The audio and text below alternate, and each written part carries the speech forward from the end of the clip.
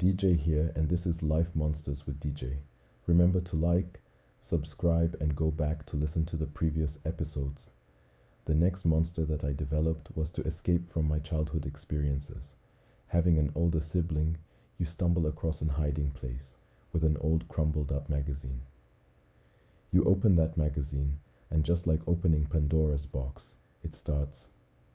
The P word, the P addiction, that thing that boys discover in magazines, whether at home or the gas station, or that special section in the bookstore.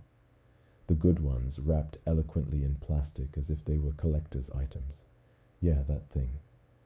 That thing that helped you forget that your existence isn't normal. It's beyond being normal or okay. It makes you forget that you don't have enough clothes or shoes and that the ones you have aren't cool. It makes you forget that real girls don't really find you attractive. Hell, why would they? So, this monster you discover comforts you, distracts you, consumes you. You think you have discipline even as a kid, but when it calls you answer. But it's an escape when you need to get high. It's your drug of choice. This is where that vivid imagination I mentioned previously is a curse, as my brain and imagination on P was like taking steroids. Once I befriended this monster, he was there with me through my teen years, through high school, through college, and early adult. Even to this day, he still tries to get me to come out and play, wanting to get me to the place where I needed to function, to be free. But I've learned that even though I use this monster to escape from the main monster in my father, this monster does not have my best interest. I have multiple stories around every monster that I will mention, but I'm sure you wouldn't be interested in hearing them all. So I will always attempt to limit myself to just one. One of the dumbest things I ever did was access sites in the college library and use the printer to print pictures. Dumb, just dumb.